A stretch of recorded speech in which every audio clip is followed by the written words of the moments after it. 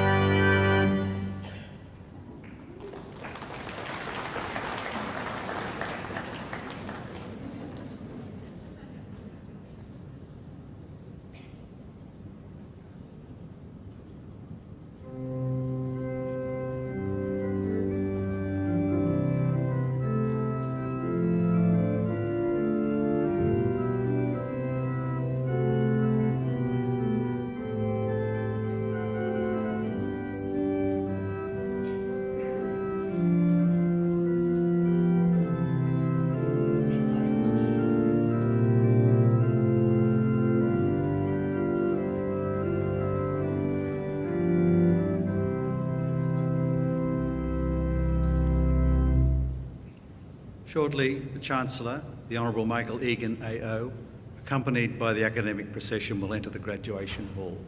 Once they've taken their positions on stage, Advance Australia Fair will be played, and we invite you to join in the singing of our national anthem.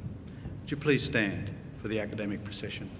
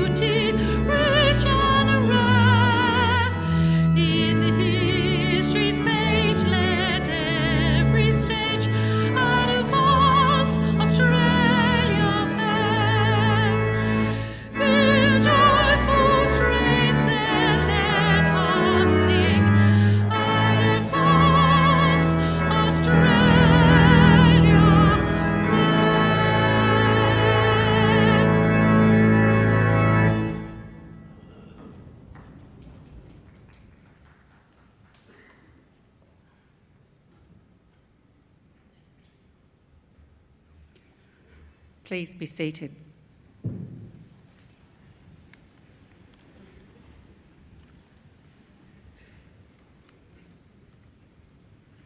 Distinguished guests, ladies and gentlemen, I'd like to invite Chris Tobin, representative of the Darug people, to offer the traditional welcome to country.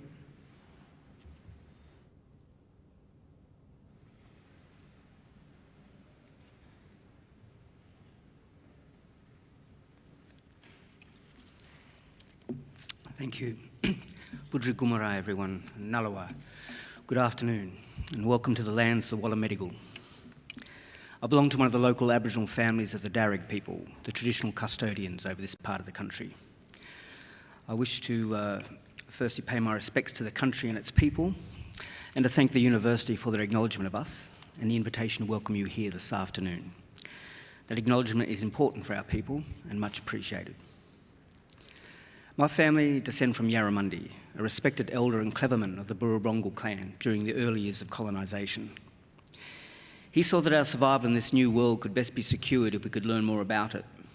So he enrolled his daughter Bulungari, or Maria, into the Native Institute, a school set up in 1815 by Governor Macquarie, offering formal education to Aboriginal children.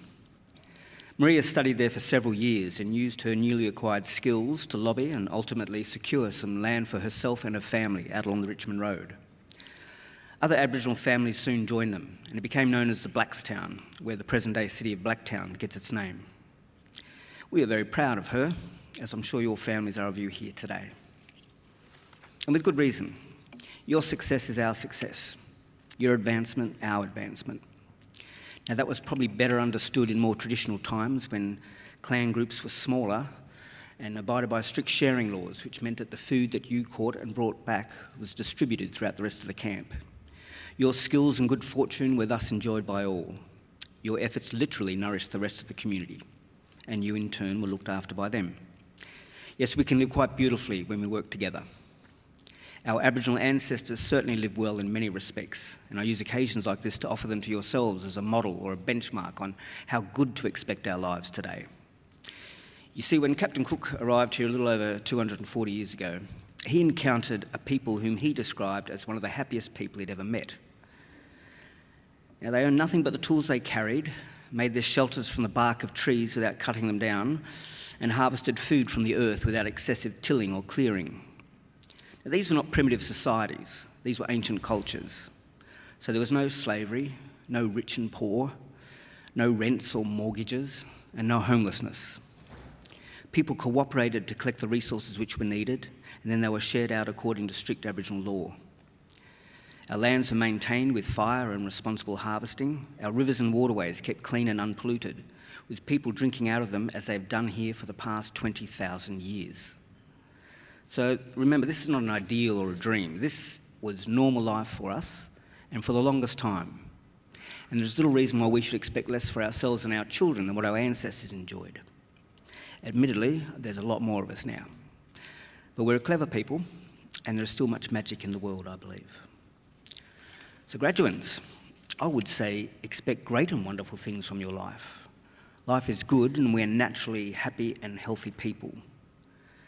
Just look after the country, share those gifts with the rest of us, and keep following that beautiful spirit within you that got you this far. Do this, and I'm confident that together we can put together a world and a country that we can be proud of, and a future that is worthy of our children. We can all do our bit.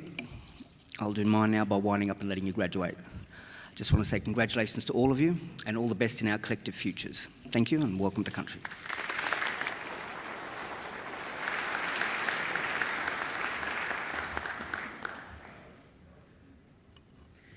Ladies and gentlemen, I'm pleased to introduce the Chancellor of Macquarie University, the Honourable Michael Egan, AO.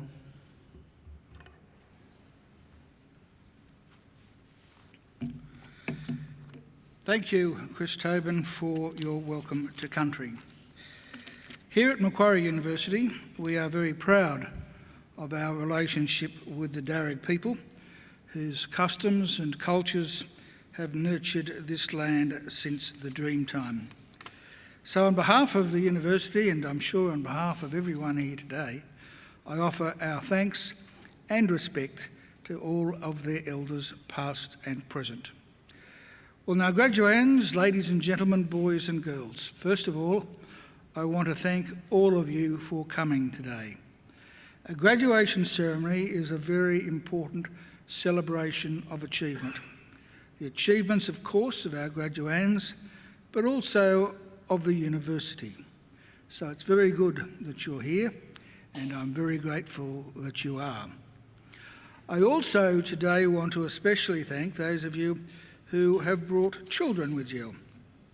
It's good for them that they're here, because their memories of today and of the importance of today may one day be the thing that inspires them to emulate the successes of today's graduands. And their presence is also good for us, because every celebration is enhanced by the presence of children.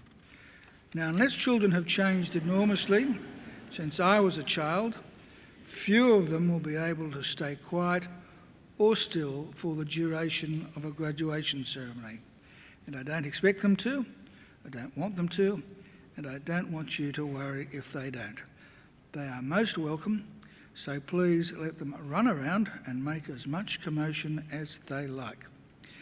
Now, the most important thing today is that our graduands have a great day. I hope this will be a very happy and a memorable occasion for all of you, but it will only be a happy occasion if you sit back and relax. Most of you look relaxed, but some of you look so nervous that you think you're about to go into the examination room rather than collect your degree. I can assure you nothing can go wrong. Oh, well, that's not quite right. We have had the occasion when people come up here and they trip and fall over. That's fine, don't worry about it. That's why we've got all these people dressed up to the nines. Their job is to pick you up and send you on your way. So there's absolutely nothing for you to worry about. You deserve to take pride, great pride, in your graduation, because completing a degree is never easy. You need an intelligent and inquiring mind, you need determination and perseverance, and you need to make many sacrifices. So welcome and congratulations to each and every one of you. I also want to congratulate all of you who are here today as the guests of our graduands.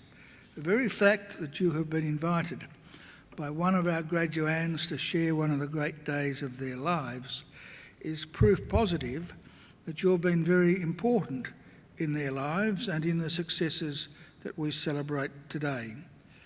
And I don't want you to think either that observing today's graduation is the end of your role. I have another important service for you to perform for our newest graduates, as they will soon become. I want you to make sure that the degrees they receive today are never ever put in a bottom drawer, but are always proudly displayed in a position of prominence. Now, the ceremony that we're about to participate in is one of the world's oldest social rituals.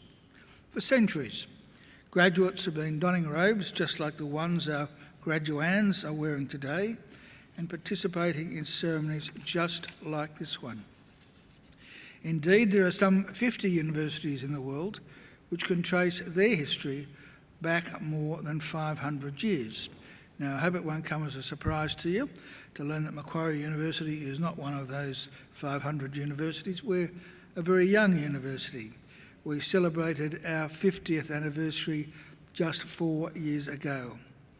We proudly take our name from Australia's greatest colonial governor, Governor Lachlan Macquarie, a man whose greatness and achievements were never acknowledged by his contemporaries, but only by history.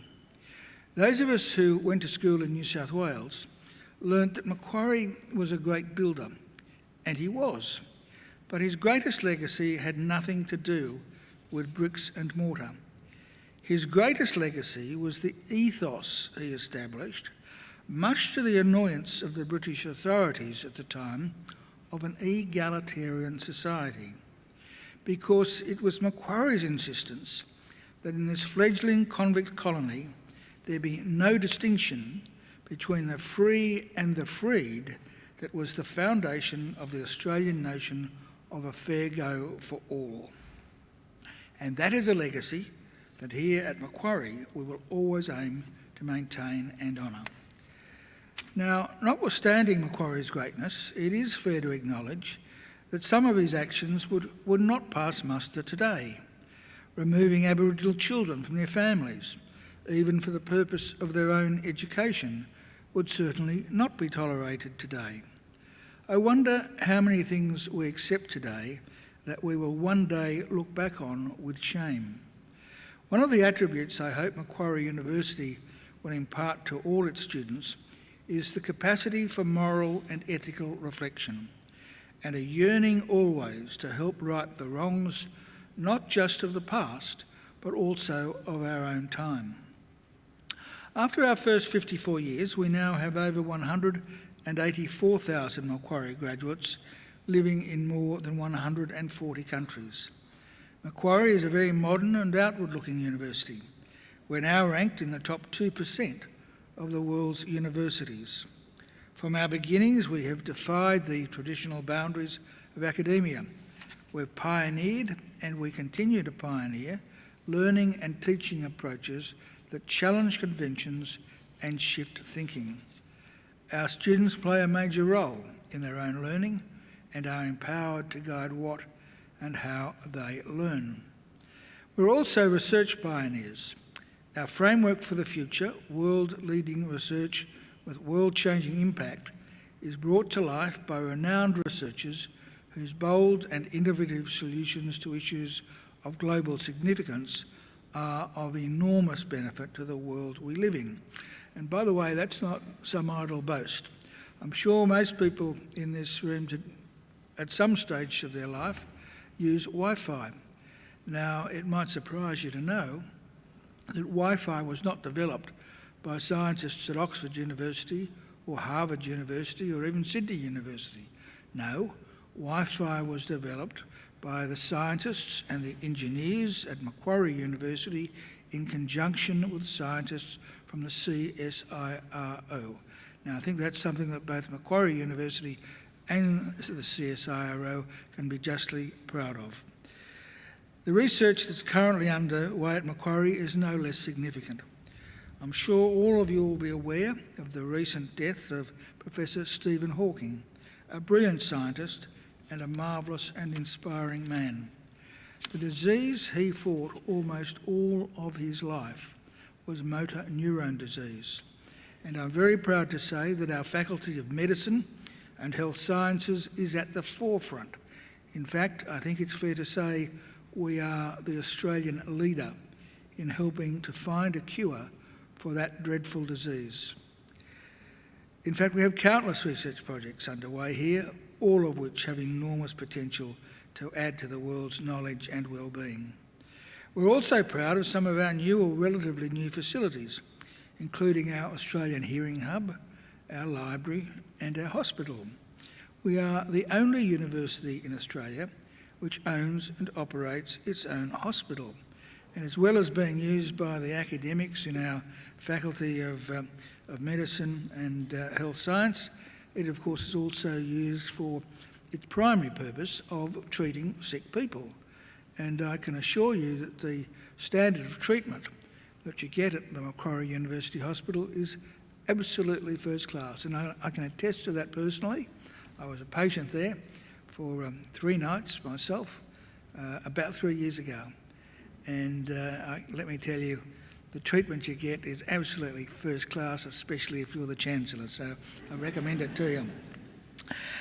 Now, we also, of course, have a lot more to do to make sure that all of our facilities are up to scratch. And that's why when you arrived today, you may have thought for a moment that you were visiting a war zone. The big hole in the ground outside, just behind me, is the site of our new central courtyard, which will house new food and beverage facilities, other social and study areas, as well as on-campus student accommodation. A little further away, our arts faculty building, one of our oldest, has been completely gutted and will soon be replaced by a new arts precinct, which will also include new spaces for our superb museums and galleries. So we're looking forward and we're on the move. Here at Macquarie, we have a very clear and straightforward mission, and that mission is to transform people's lives and to improve the lives not just of our own students, but also of people all around the globe by the work and achievements of our graduates and by the fruit of our research. We want Macquarie always to be a leader in teaching and learning and a leader in the accumulation of knowledge and understanding. In other words, an ideal community of scholars. And graduands, in just a few minutes, it will be my very great honour to confer your degrees upon you and welcome you as a lifelong members of that community of scholars we proudly call Macquarie University. Well, now, graduands and ladies and gentlemen, it's now my great pleasure to introduce our occasional speaker, Mr. Adam Drucey. Adam is the co-founder and Chief Executive Officer of Quantium, which is widely regarded as Australia's leading data science and artificial intelligence firm. Established in 2002, Quantium now has 700 staff working with many of the world's leading brands to power new business possibilities via data, analytics and technology. Quantium recruits many of the brightest minds in data science and technology from within Australia and across the globe. An actuary with over 20 years of experience, Adam has overall responsibility for the day-to-day operations and strategy at Quantium. He graduated with from Macquarie, with a Bachelor of Economics, majoring in Actuarial Studies in 1995, and is a Fellow of the Institute of Actuaries of Australia. He speaks regularly on various data analytics-related topics and was awarded Actuary of the Year in 2013 by the Actuaries Institute for his work in data analytics. I now invite Adam to deliver the occasional address. Ladies and gentlemen, please welcome Mr. Adam Adriusi.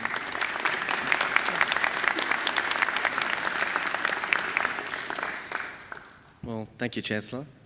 Members of faculty, staff, distinguished guests, friends and family, and of course, our honoured graduates, the reason we're all here today. Apologise for the long CV, by the way. I don't know who provided that. I'll kill someone at work for that. But anyway, I'm delighted to be here. And honestly, it doesn't feel like that long ago that I was sitting in your shoes on the other side of the podium. Like the Chancellor said, I was fortunate to study actuarial studies at Macquarie University. Finished my degree back in 1995, so most of you probably weren't even born back then, but that's okay. I met my wife at university, so we studied together and subsequently had a family.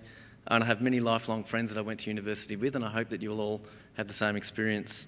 I have people that I work with today that work with me in my business that I went to university with, and I have clients of my business that I went to university with as well. So you never know in what capacity you might find yourself alongside some of your colleagues here today. So very quickly on my background, after I graduated from Macquarie, I took a job in an actuarial consulting firm at the time. It was a great company to work at, and I worked with lots of fantastic colleagues, and I learned a lot from them. And after doing that for 8 years, I decided the time was right to co-found my own business. During that time, I've been fortunate to deal with a lot of graduates. We employ a lot of graduates. I think we're one of the largest employers of graduates in Australia. And I always take the time to meet the graduates when they join our firm, first of all to introduce them a little bit to the history of what we do, and then just to give them an opportunity to ask questions. Many of the questions that our graduates, and often people in your shoes, ask are very similar. And I often find that, to be honest, with the benefits of 20 years' experience, I think they're the wrong questions that many people ask. So what I wanted to do today was tell a little bit about what I think are the right way to think rather than the wrong way to think, based on my experience anyway. In particular, too often the questions that young graduates ask me when they join our firm is how to get to the end result. Everyone's focused on how do I get to a certain point?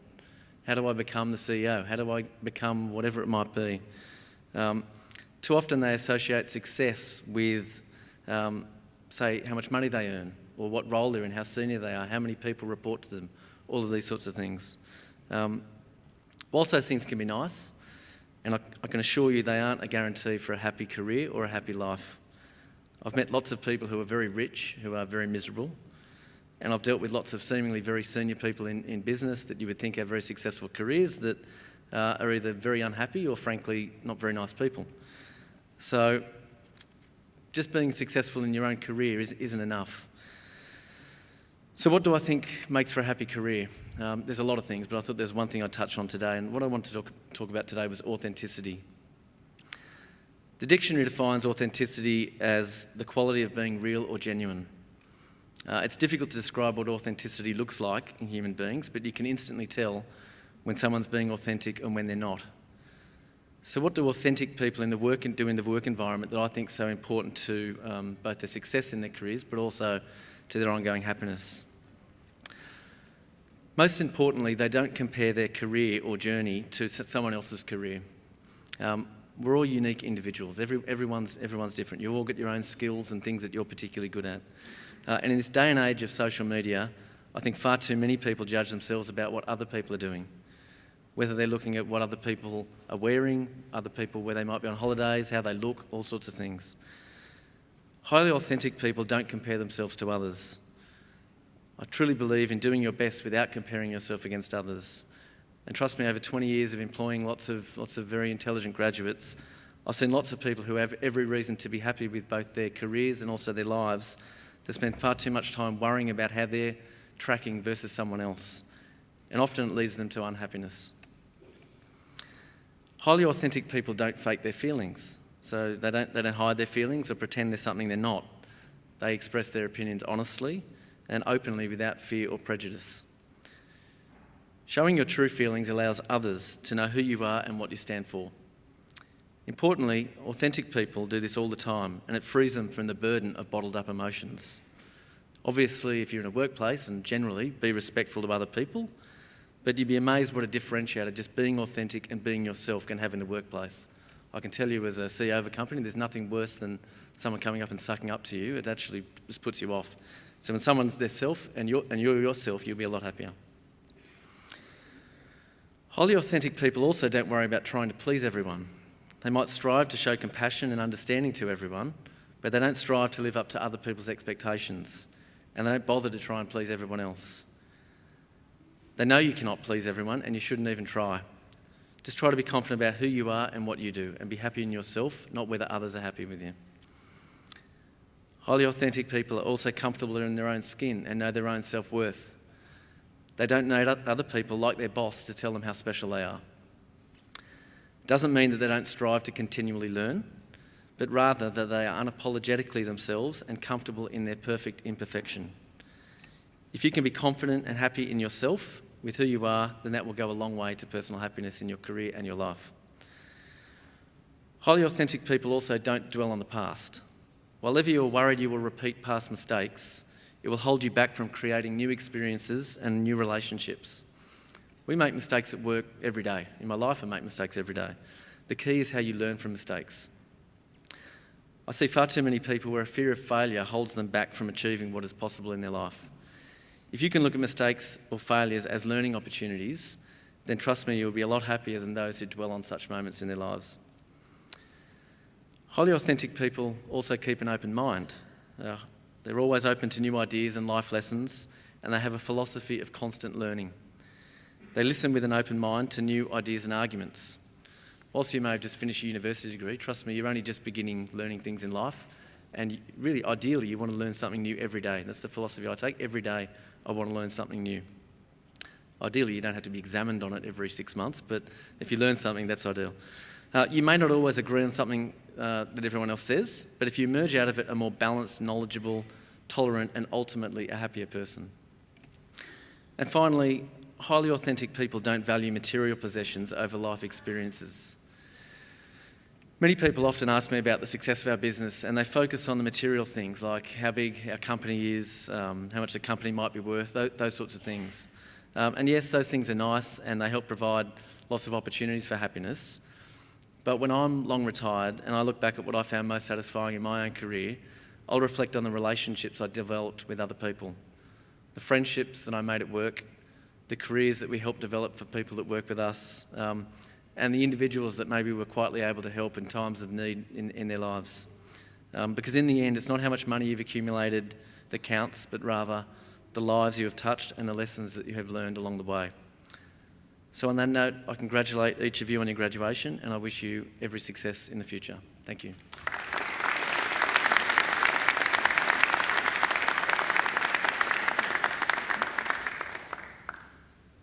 Well, graduands, I'm sure you'll agree with me that was an excellent occasional address, chock full of really good advice.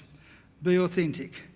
And as Adam pointed out, it's not how much money you've earned that counts, but the lives you have touched. So keep that in mind throughout your career, and I'm sure if you do, you'll be well placed for a happy and rewarding life. I think Adam deserves another great round of applause for a great occasional address. Well, we now come to the part of the ceremony that actually makes me just a little bit anxious. I mentioned earlier that there was nothing for any of you to be concerned about, but this is the one part of the ceremony that makes me just a little nervous, because I was assured many years ago by a friend of mine one of the most eminent legal minds in the state, that if I conferred a degree on someone who was not eligible to receive it, there was very, very little that I could do to take it back. In fact, it was almost impossible.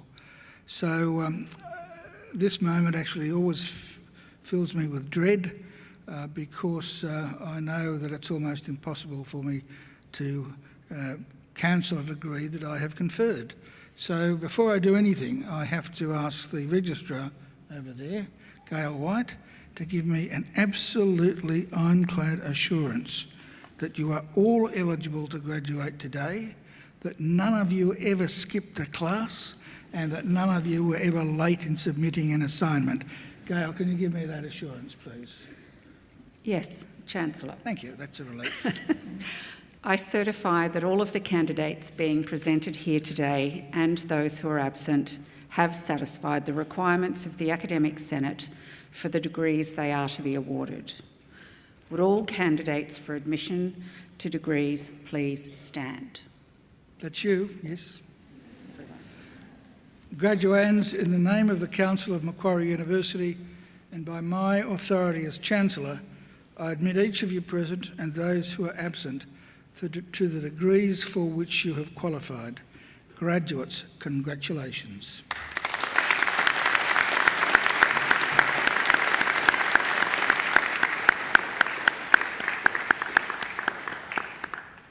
Please be seated. Chancellor, the graduates at this ceremony are from the Faculty of Business and Economics, and I call on Professor Lorne Cummings of the Faculty of Business and Economics to present the graduates. Professor Cummings.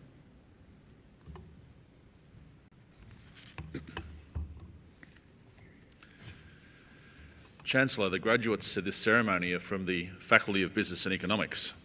The Faculty of Business and Economics is the largest faculty here at Macquarie University.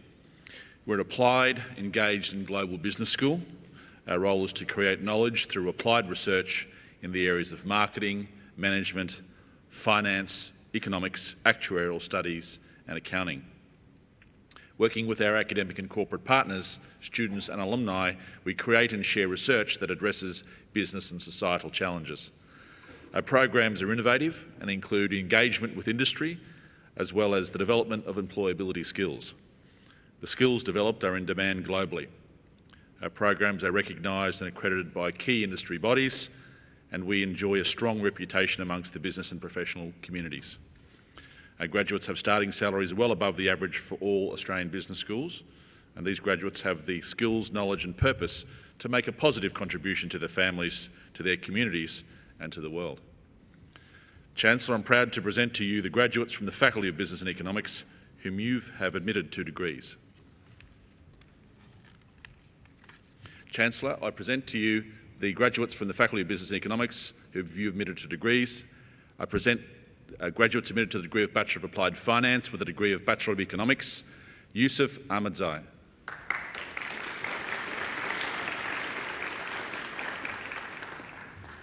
Thomas Daniel Berstein.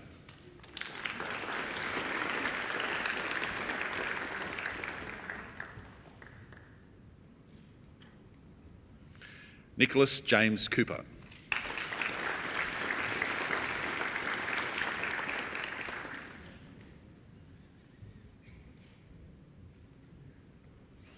Danu Nipuna Dasanayake.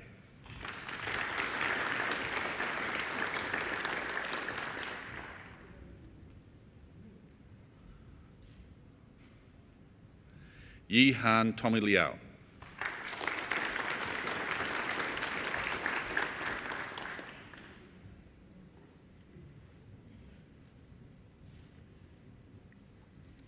Anuj Rajput.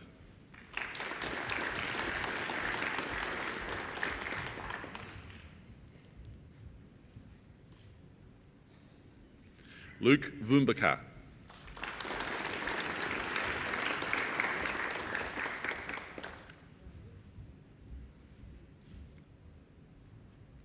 Wing Fai Wong.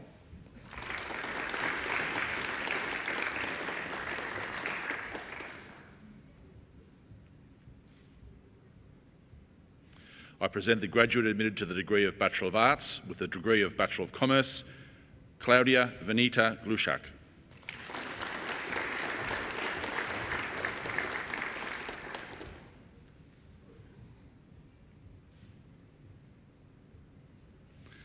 I present the graduate admitted to the degree of Bachelor of Business Administration with the degree of Bachelor of Commerce Professional Accounting, Welson Sugiato.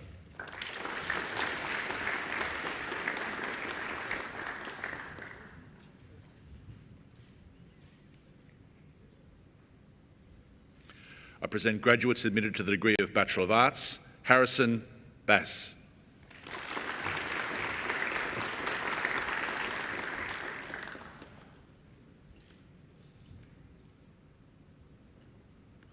Syed Barchon.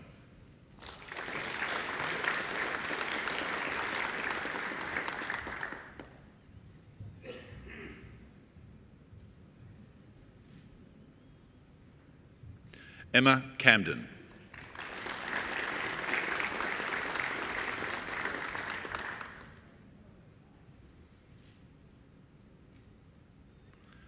Carly Mimi Chan.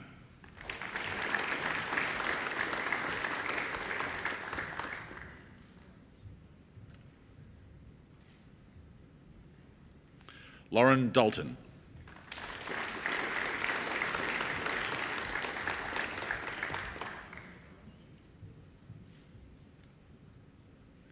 Catherine Dorr.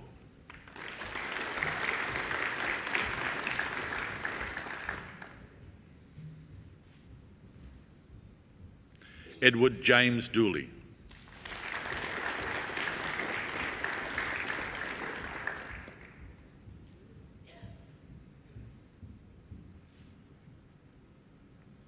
Olivia Fedder.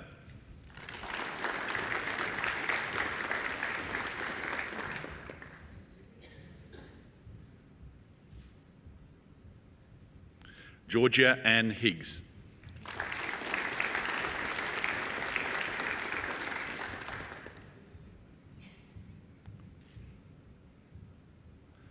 Amelia Hodson Griebert.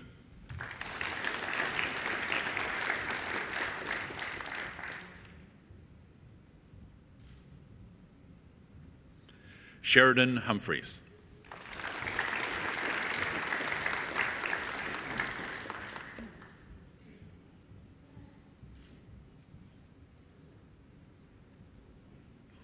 Harrison Douglas John Hunt.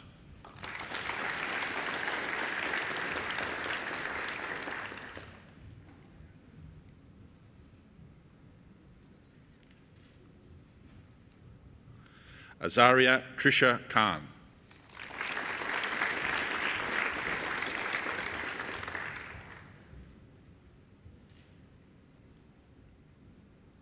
Suhyun Lisa Kim.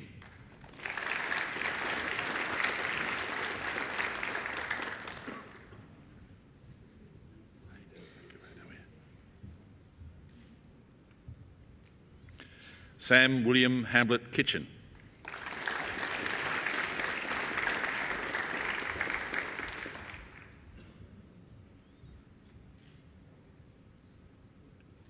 Annalise Lee.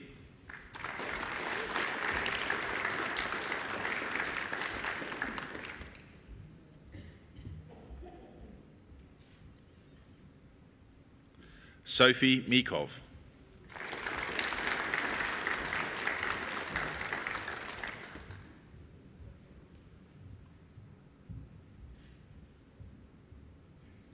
T. Young Nguyen.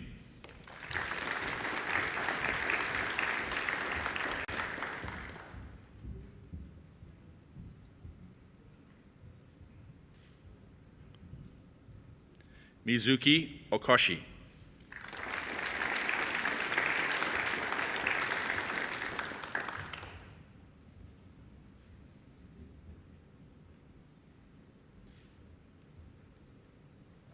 Neha Simran Pandi.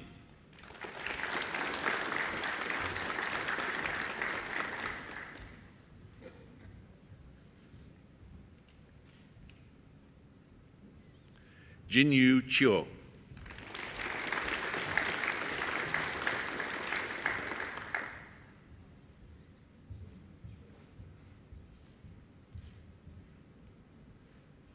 Emma Laurel Rilf.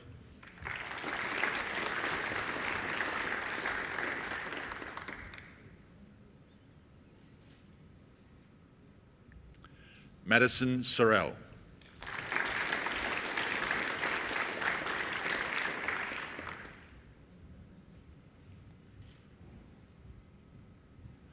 Alvin Siuing Tung.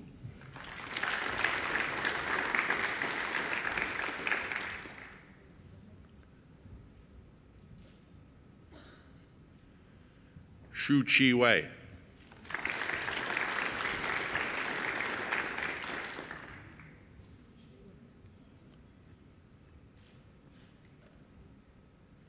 Sarah Alexandra Wheeler-Smith.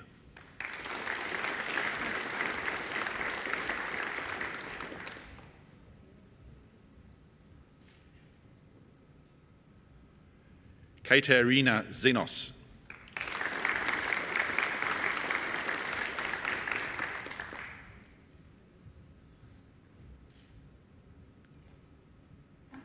Tianyu Xu.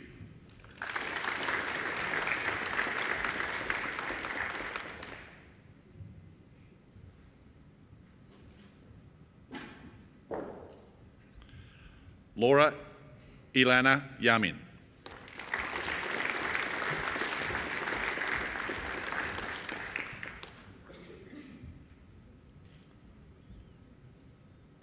I present graduates admitted to the degree of Bachelor of Commerce. Isabel Arkjan.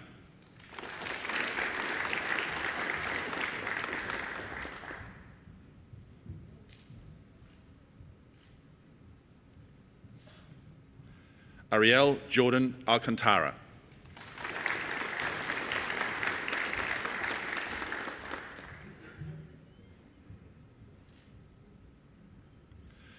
Erica Angelis.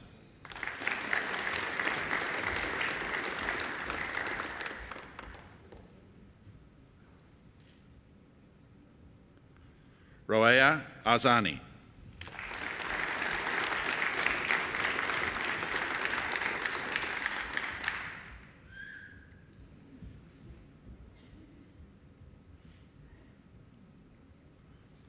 Bianca Bagdasar.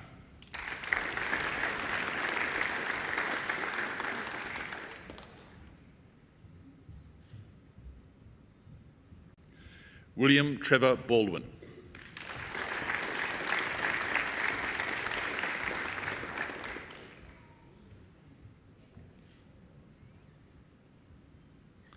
Margaret Bars.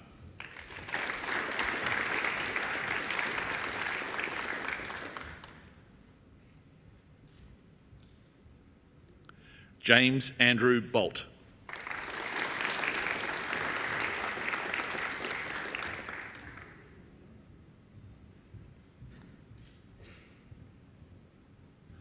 Joanna Bescheska.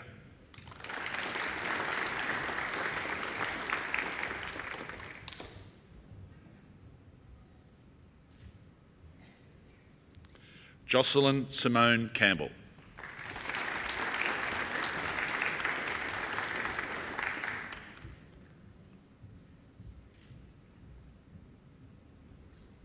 Suvanara Chan.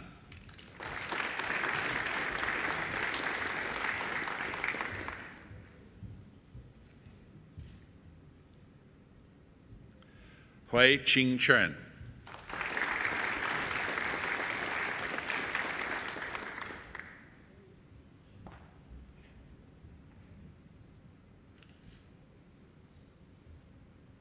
Danielle Shidja.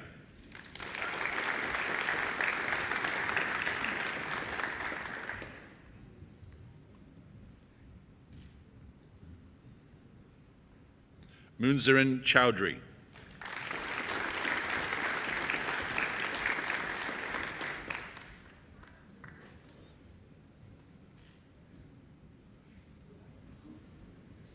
Dishan Nimrod Christopher Anthony.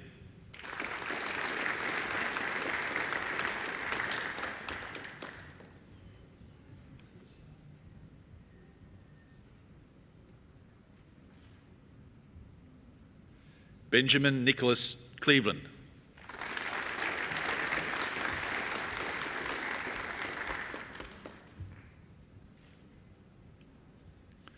Liam John Creeley.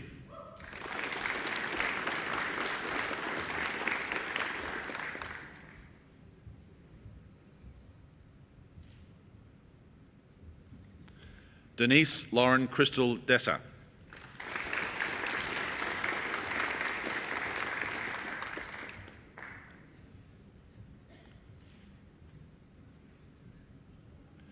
Yu Wan Dung.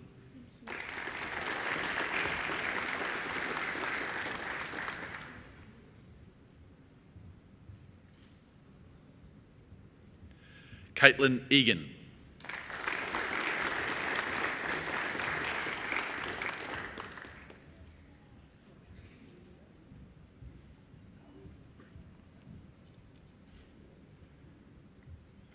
Yasmin Ellis.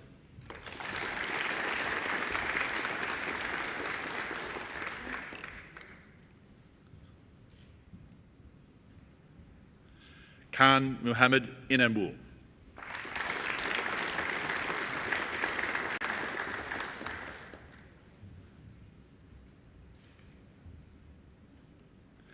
Isanur Ivaz.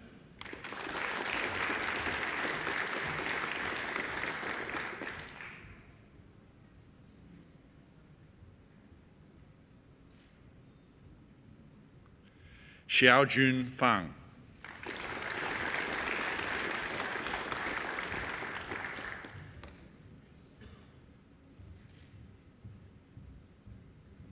Mary Farag.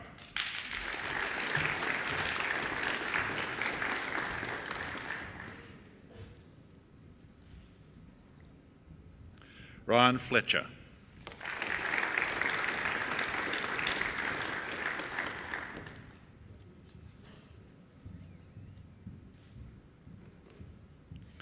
Jordan David Francis.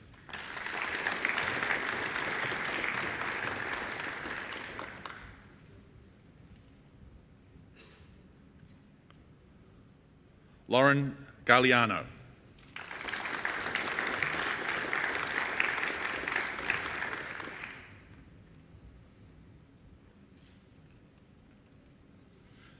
Claudia Jugovas.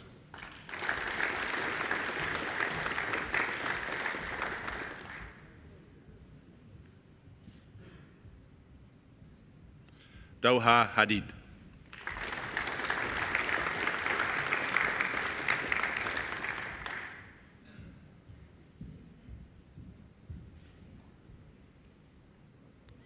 Justine Hagan.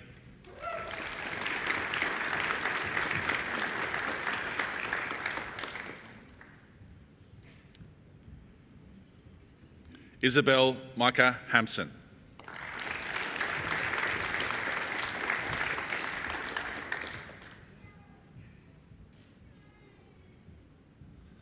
Sahan Lalgata Habakami.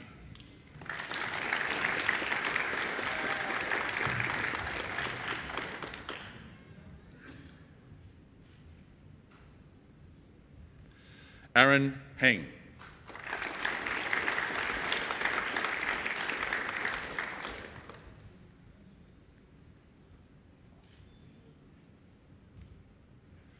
Thibaut Ngop Huang.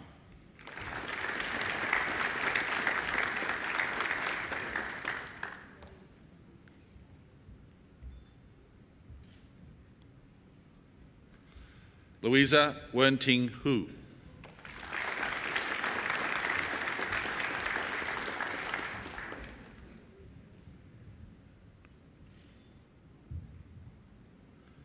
Zhen Huang.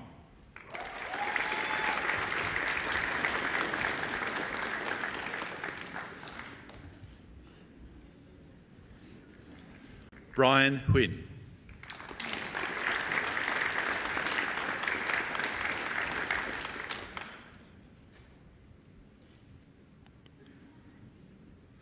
Narisa Afiani Kafi.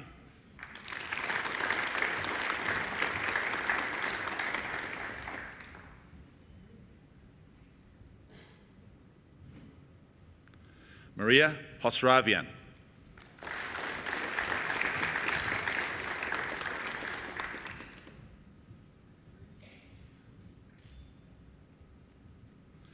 Bianca Hoyan Kim.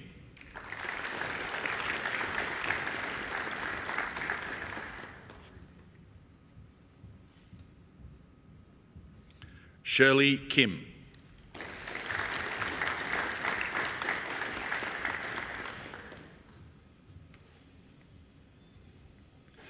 Jessica Collius.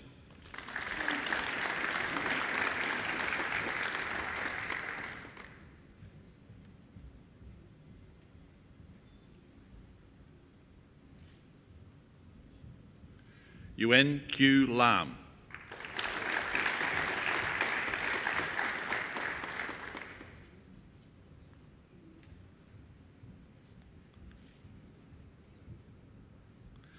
Lizia Latu.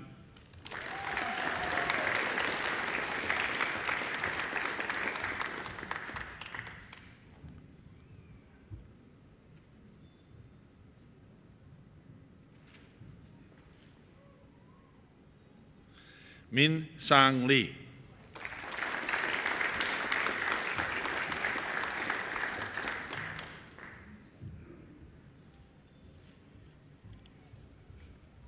Kevin Lee.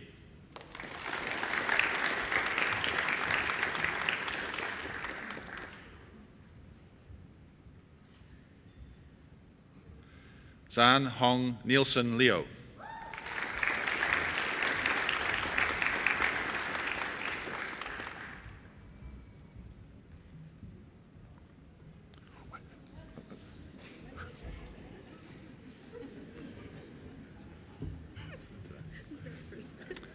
Zerjing Leo.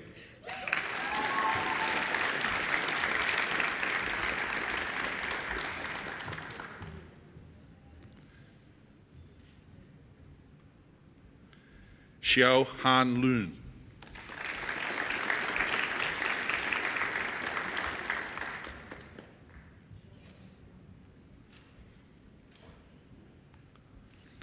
Annalisa Matias.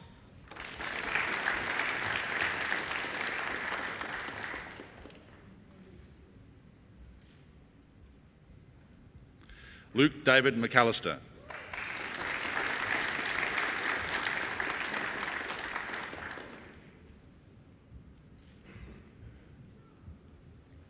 Raheem Naki.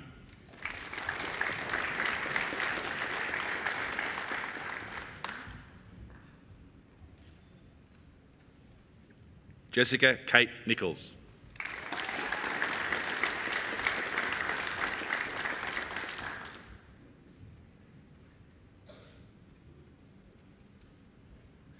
Essie Mirukua Nkrumah.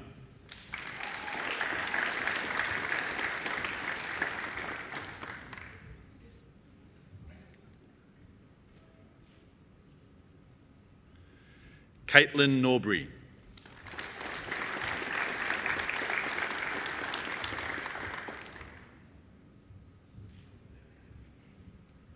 Jessica Emily O'Toole.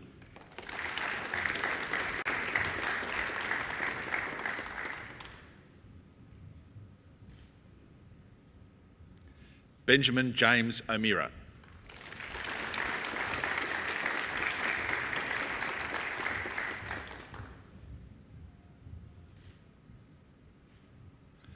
Gabriella Pagano.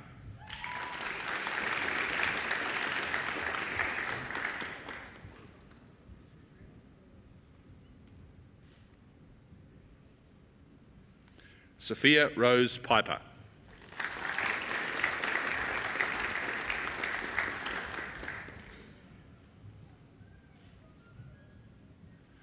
Jessica Kayue Poon.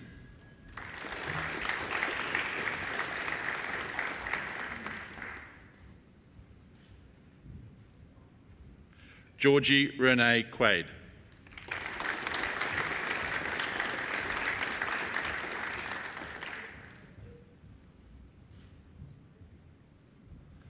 Mantura Rauda.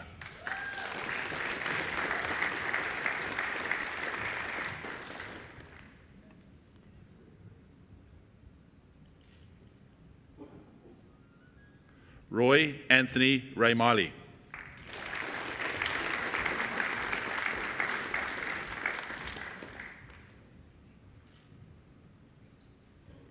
Gabrielle Saraf.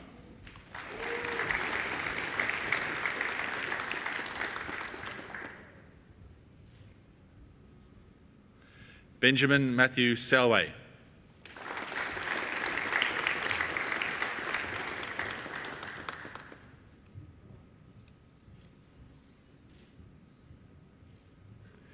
Abby Shepherd.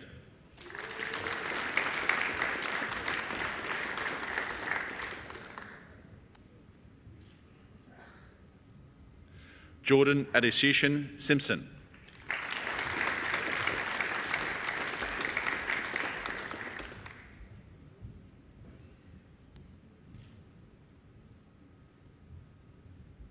Jeffrey Shuzgorich.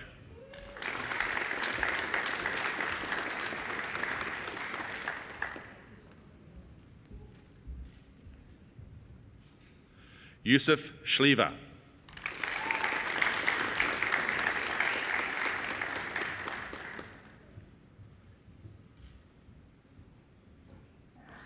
Brittany Smith.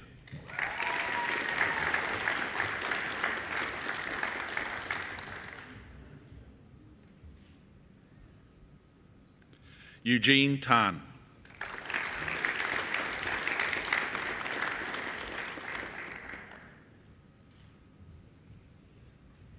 Rosie Thiakos.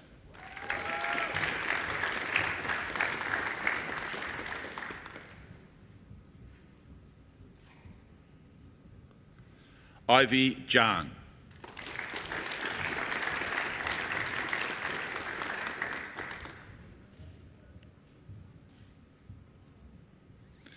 Matthew Vartuli.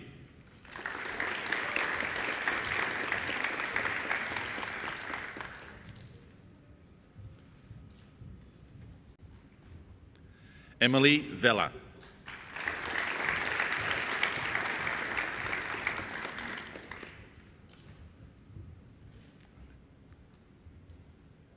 James George Vitulkus.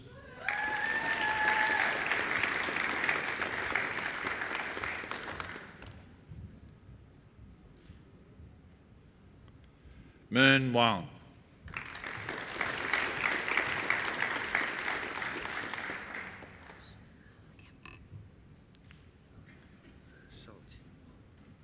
Xiaoqing Wang.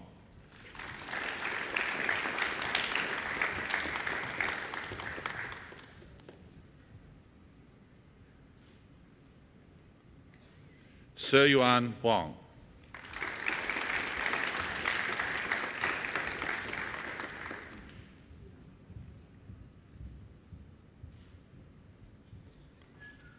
Yiming Wang.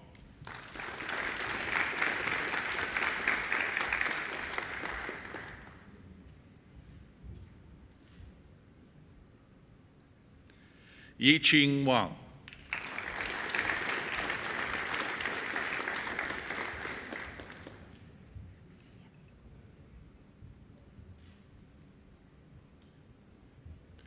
Adam Terence Watts.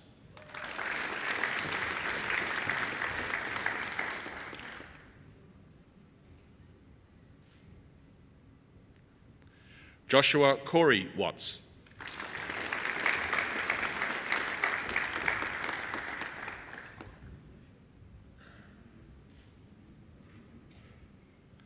Bo Loon Wei.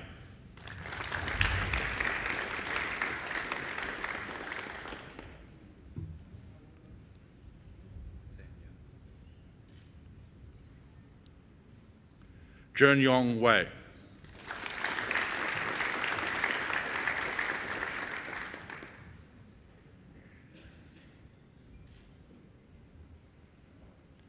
Yushi Wen.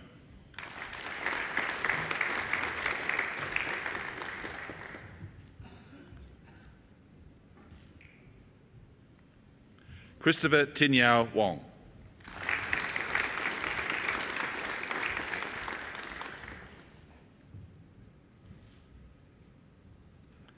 Hao Wu.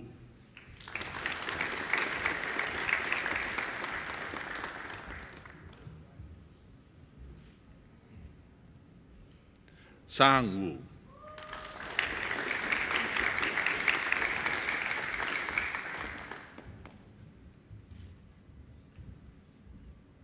Yue Wu.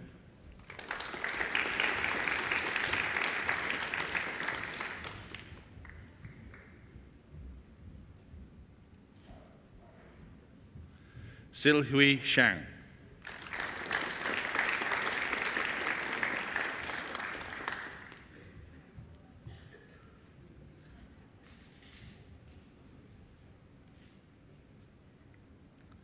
Ying Xiong.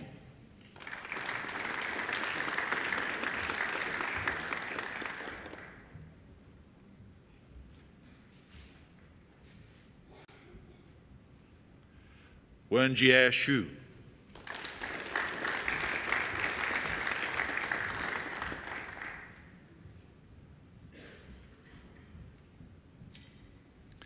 Liu Yang.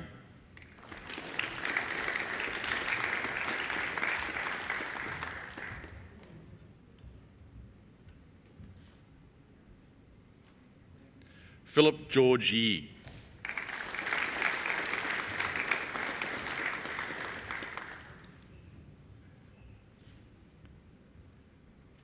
Yeo Ting Yin.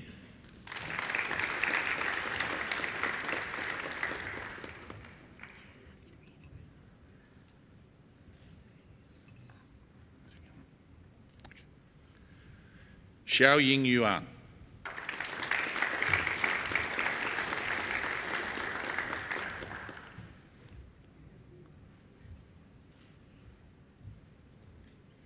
Xiao Tung Zhang.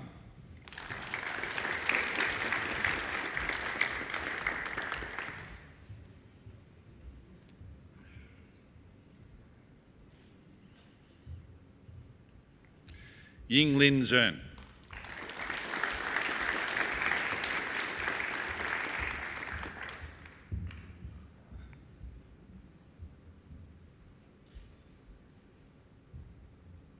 Shu Yi Zhang.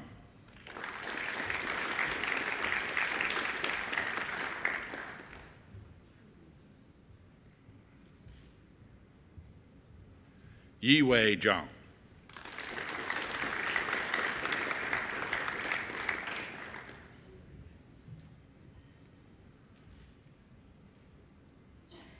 Yu Hao Zhang.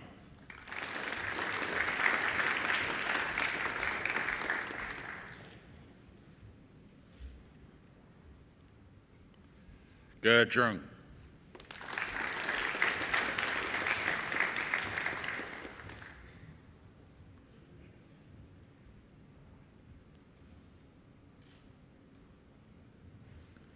Tianyi Zhao.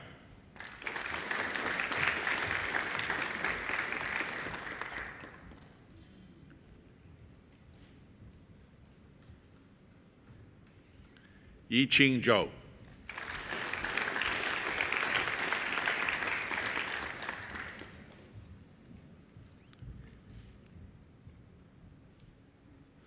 Welshman Takunda Zungu.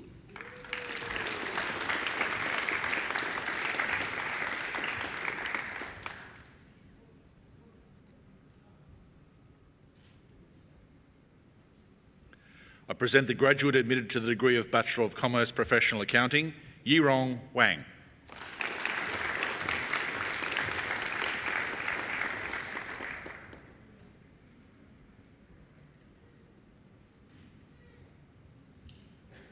I present graduates admitted to the degree of Bachelor of Science, Anita James.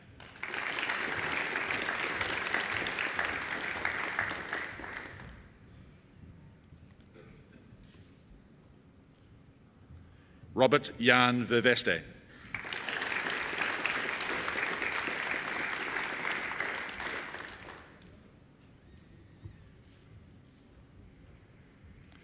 I present the graduate admitted to the degree of Master of Applied Finance, Matthew Richard Zybert.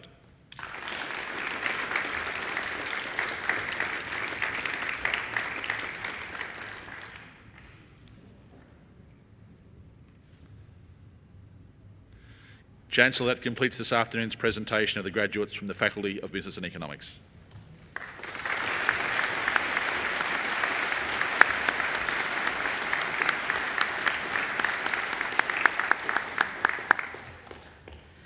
Chancellor, I call on Jessica Colias, who has graduated today with a Bachelor of Commerce, to speak on behalf of the graduating group.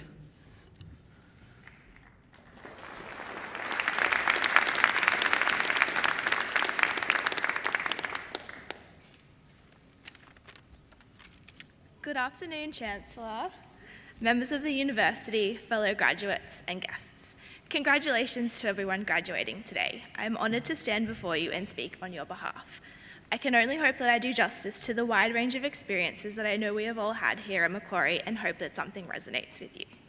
When I was first asked to give this speech, I vowed to myself that I would utilise this opportunity to finish off my university experience on a high note and actually submit something more than just a few minutes before the due date.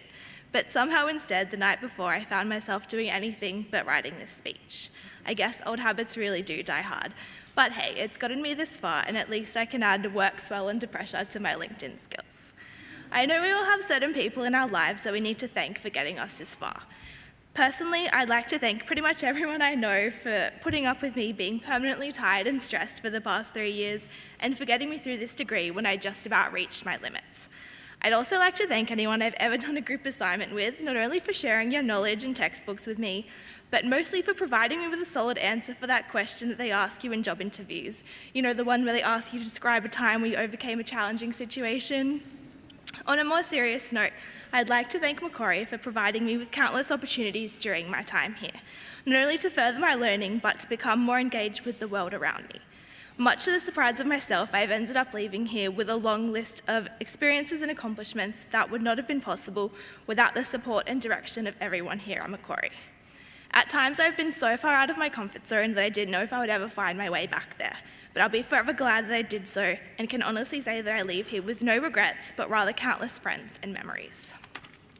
I also think that throughout my degree, I've built up some apologies that I need to give. I'd like to apologise firstly to my boss and colleagues at work for all the times I've turned up in a zombie-like state due to all those late-night study sessions that somehow ran into the early hours of the morning. And secondly, an apology to all of the library staff, because I know I snuck food down into those presentation pods on the lower levels more times than I'd like to admit. I mean, how else is I going to survive all those group meetings? The final apology today is actually to myself. I wish I could say that I made it through this degree without ever doubting myself or my place here. I'm sure I'm not alone in saying that more often than not, I never felt fully prepared or totally satisfied with my work, no matter how much time and effort I put in. And yet, here we are. We made it somehow. And upon looking back, I realised that what drove so much of that doubt was focusing on other people's achievements instead of my own. We spent so much of our time here comparing ourselves and our performances against each other. But we are all sitting here today having done this journey just a little bit differently to the person sitting next to us. Mark Twain once said that comparison is the death of joy, and my only hope for you is that you don't diminish everything that you have achieved throughout your time here just because it looks different to how someone else did it. Going forward, I think it's more important than ever to realise that we are all on our own timeline, and unlike all those assignment deadlines, not everything is due all at once. Now, I'm sure you've already had enough of people welcoming you to the real world, because I don't know about you, but the past however many years have felt pretty real to me. So instead, I'd like to welcome you to a new adventure and leave you with a reminder not to compare your beginnings to someone else's middle. So again, congratulations, we made it, and the speeches are almost over. I wish you all the best of luck on your journeys and hope that you achieve all that you set out to do in life. Thank you.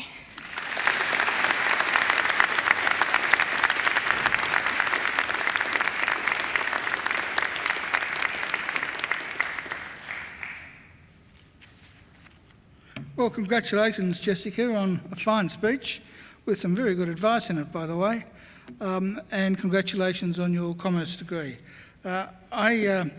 Jessica, you shouldn't apologise to yourself. No one ever feels that they're completely on top of anything, so it's quite natural to feel that you're ill-prepared. Don't worry about that at all.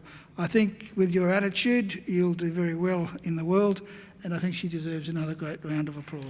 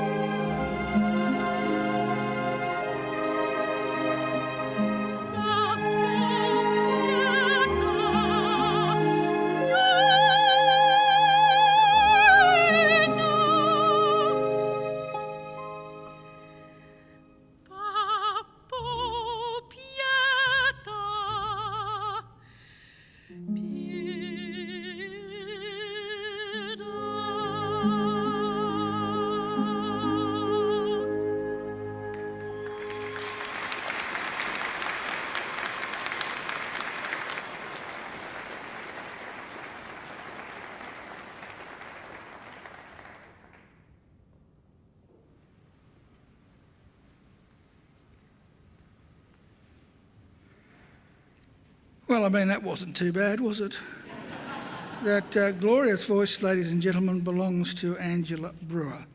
And I might say that you're very fortunate today that Angela was able to sing at your graduation.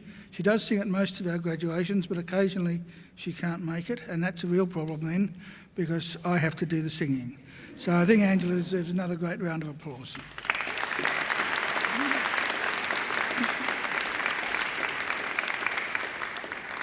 And so too do our fabulous musicians, Melody McLaughlin over there on the trumpet, and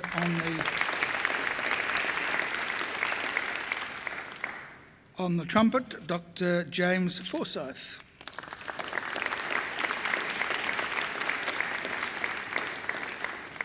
You might also have noticed that there are some people around the hall wearing certain badges saying "Ask Me." They're our alumni volunteers, and they give up their time to come along to our graduation ceremonies to make sure that everything runs smoothly at your graduation. I'm sure you'd like to give them a round of applause too.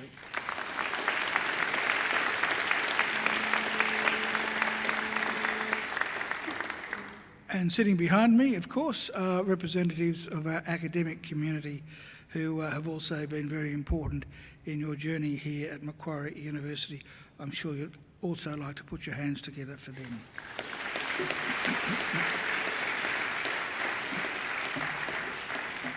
Well, graduates, this ceremony marks the end of one stage in your relationship with Macquarie University, but it is certainly not the end of your association with Macquarie.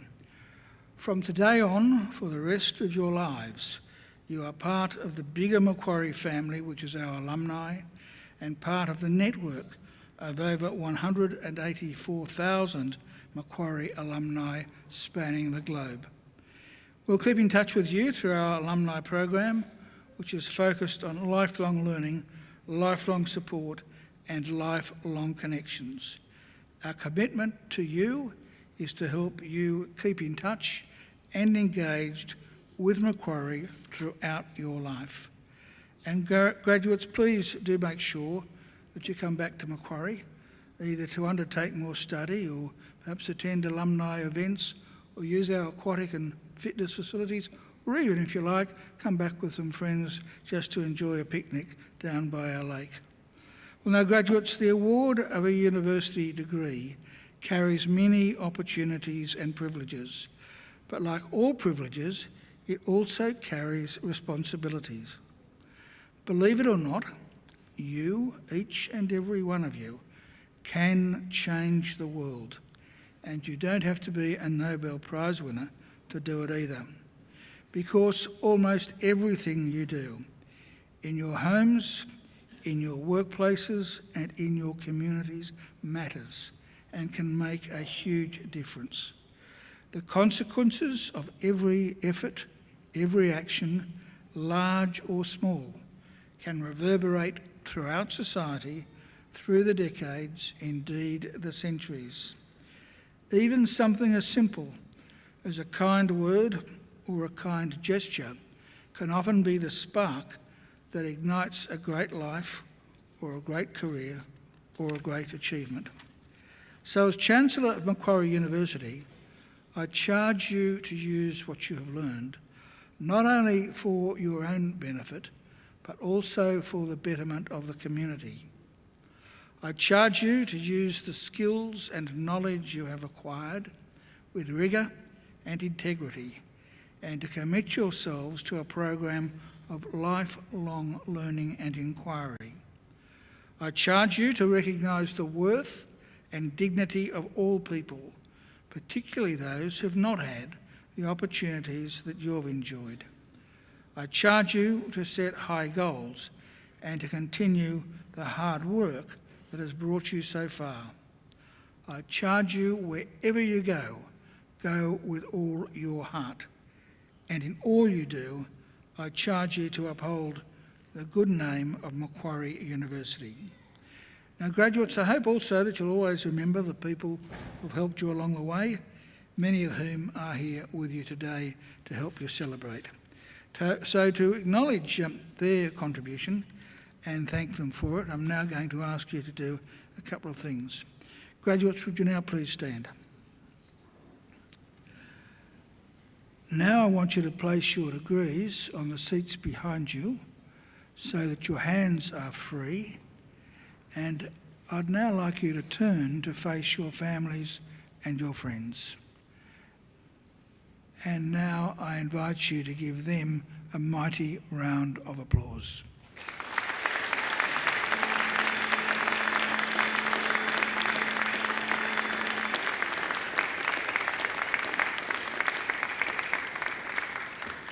Well, graduates, you can turn around now, but don't sit down because we'll be moving out in just a moment.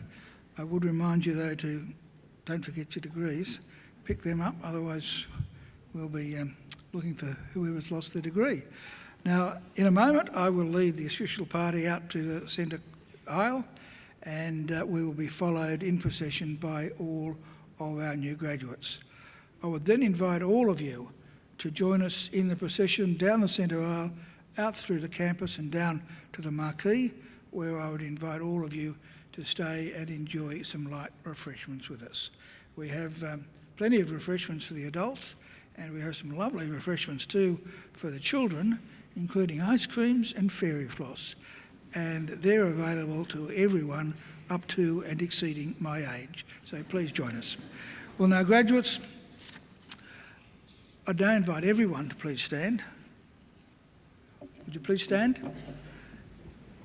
And please remain standing until the last graduate has processed out. Well, graduates, I wish you the very best for the future. And in the words of the old Irish blessing, may the road rise up to meet you.